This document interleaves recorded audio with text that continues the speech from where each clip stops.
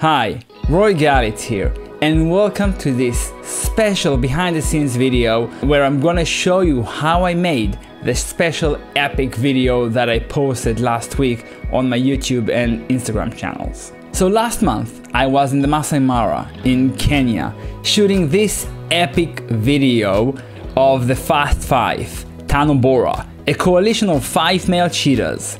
Well, you can watch the full video by clicking up here or in the link in the descriptions below. Many of you asked how I took this video and wanted to see some behind the scenes footage and some tips and tricks on how to make that happen.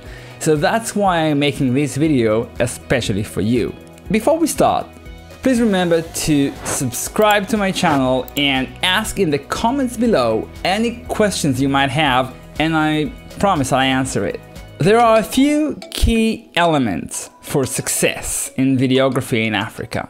Number one, I was alone. So in this crazy post-COVID era, there is not so much tourists as there are in usual years. So every year in this time of the year, there's around between 50 and 150 vehicles with tourists in the savannah. And this time, I was all alone.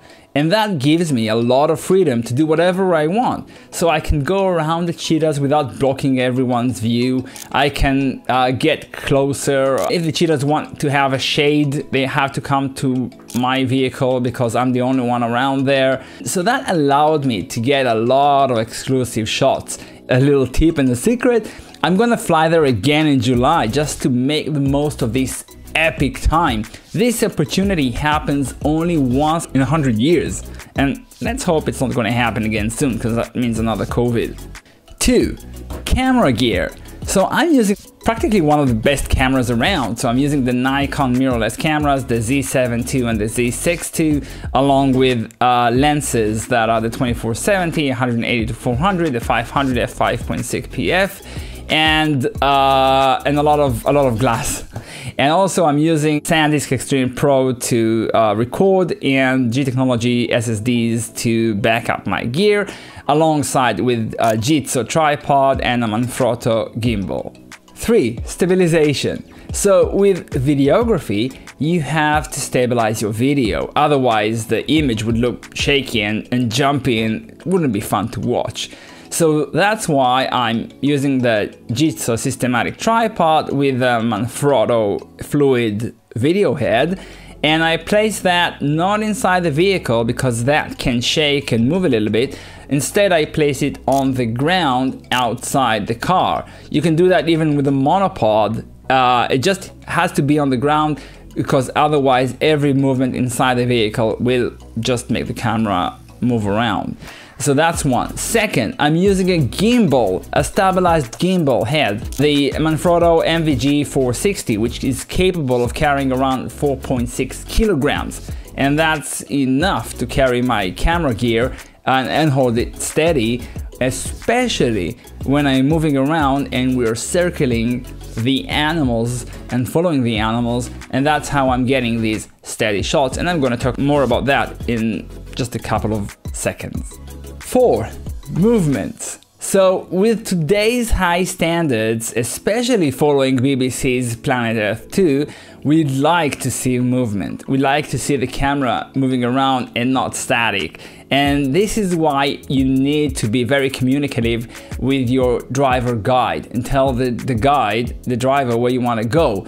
Go straight, stop, slow down, fast up, go around the animals, let's get further away for a bigger lens, let's get closer for a wider lens. And this is how I communicate and get the results that I need. And it's not just that, also I want to move up and down. So in Kenya, you're not allowed to bring in drones.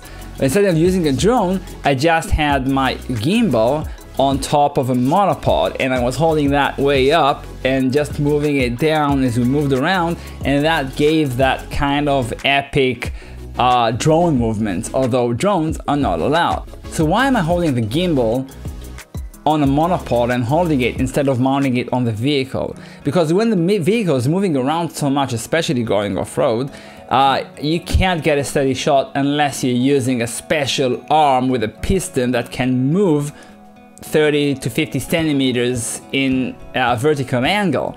Since I didn't have that and I wanted the flexibility of holding the camera on my own, I had to hold it with a monopod. 5. Parallax. So parallax is one of the most epic movements around, and the parallax means that as you move and shoot, you get different planes of composition moving in different speeds or even in opposite speeds. So that's the parallax, and when you do that, especially with a longer telephoto lens, that gives you this very nice movement that we like to see. So I always have to have something in the foreground in order to show that nice parallax. 6. Camera angles. So if you already know my style, you know that I like shooting from low. So all of the time I was holding the camera with the monopod really low, close to the ground, just going through the grass to get that nice parallax that I mentioned before.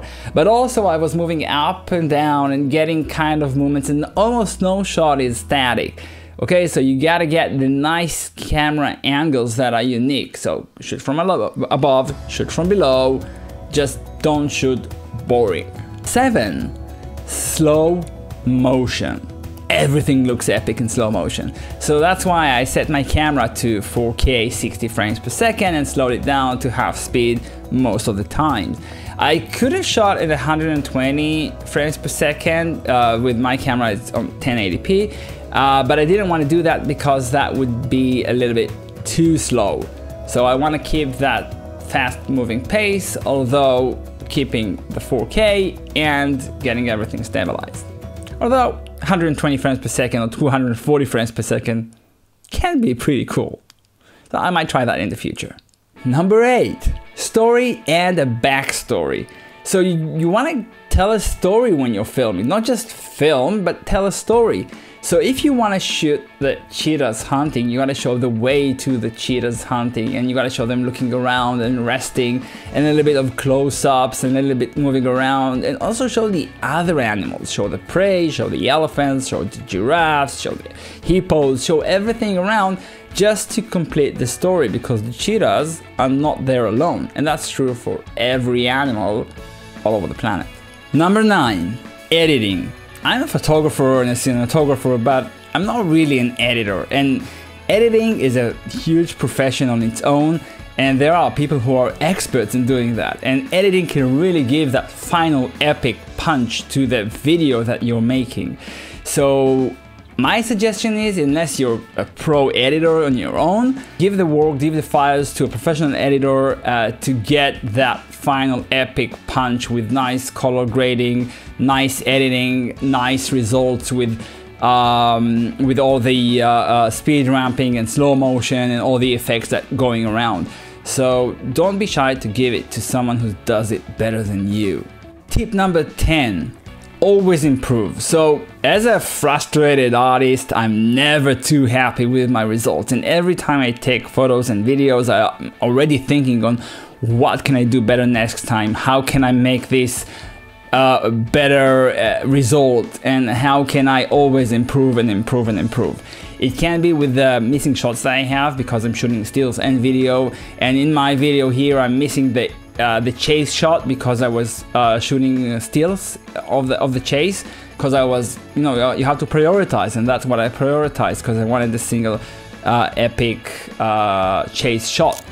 So that's one reason why I don't have the video of that. But maybe next time I'm trying to go there again and do that missing video that I don't have. Second is with the gear. So I want to get a better gimbal, and I want to get a better lenses, and I want to, maybe I'll add the arm that will be mounted on the vehicle. So there's a lot more to improve, and I already know what I want to do next time to make it better. So never be too satisfied and always look for improvements. Inspiration. I mean, always be inspired by the best and the brightest. So find a photographer and a cinematographer that you like and you're inspired by, and look at their work and see how they're doing it, and try to do the same or even better. You're welcome to be inspired by my work if you like it. And I'm inspired by amazing cinematographers like Jamie McPherson, who's a friend and I met in Svalbard. And you can see here, this is us. And look at his gear. He has this side-by-side with Cineflex camera mounted on the front. This day he was shooting Our Planet for Netflix and I was shooting something else with the BBC. So always strive to be inspired and see what you like about those works and try to do better on your own. I hope you enjoyed it. I hope you learned something and saw the behind the scenes. Maybe it answered a bunch of questions that you had. You're welcome to ask more questions and I promise to answer that in the comments below. And please, you're welcome to subscribe and like if you like the video, and also share it. You can look at more videos that I've done on wildlife photography and tips to improve your wildlife photography. And I'm gonna do some more videos in the future showing some more techniques in different places all over the world. So stay tuned and thanks for watching.